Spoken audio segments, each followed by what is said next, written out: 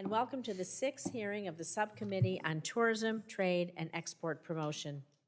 Today's hearing, Reviving Conventions and Tourism Through International Travel, will examine the state of international travel to the United States with a particular focus on how lower pandemic-related international business travel volume is impacting conventions, trade shows, and the economies of states that rely on the travel and tourism industry.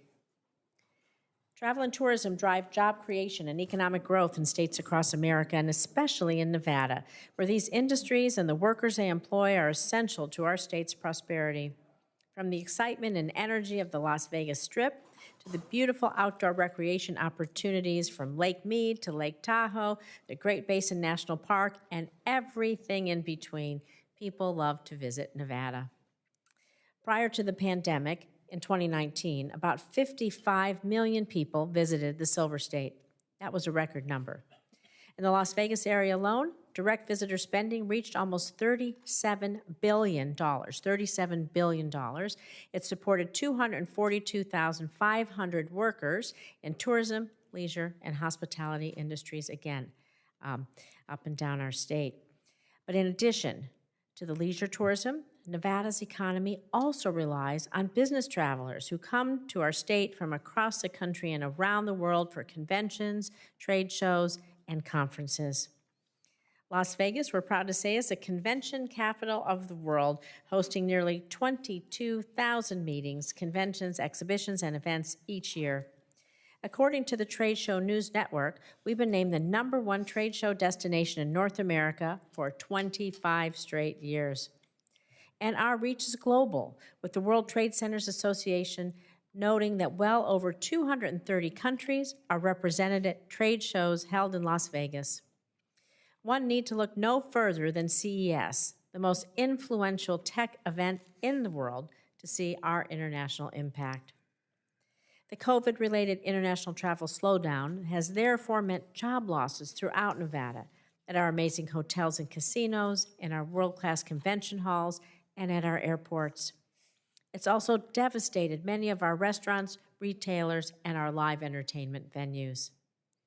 To be sure, there have been signs of significant progress.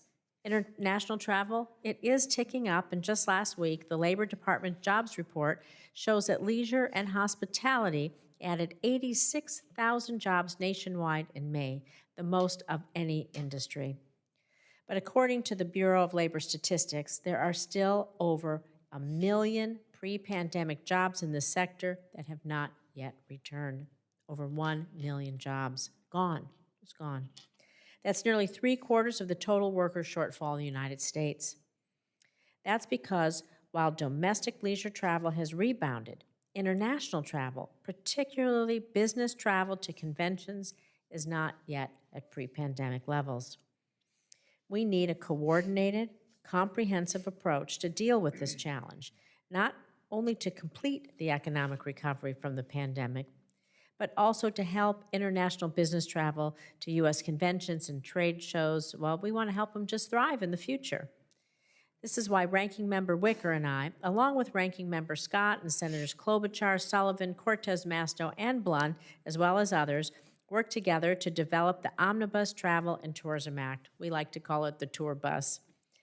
This bill would, for the first time, create an Assistant Secretary of Commerce for Travel and Tourism, allowing the federal government to take a more coordinated approach to supporting international travel in the United States. I know there's more ideas out there on how we can boost international travel generally and to conventions specifically. That's why I'm so glad we have an excellent panel of witnesses here today, both virtually and in person, to share their expertise, to provide insight and recommendations for the best paths forward, and take questions from members of the subcommittee. Witnesses will discuss the challenges posed by depressed international travel and why bringing back those international travelers, not just to Nevada, but also to the rest of the country, well, it's just so critical for conventions, like we said, trade shows, our overall travel and tourism economy. So for today's hearing, we have representation from the Global Business Travel Association, which represents the business travel industry. Miami International Airport, the largest travel gateway between the U.S. and Latin America, and the U.S. Travel Association, which is the national nonprofit organization representing and advocating for all components of the travel industry.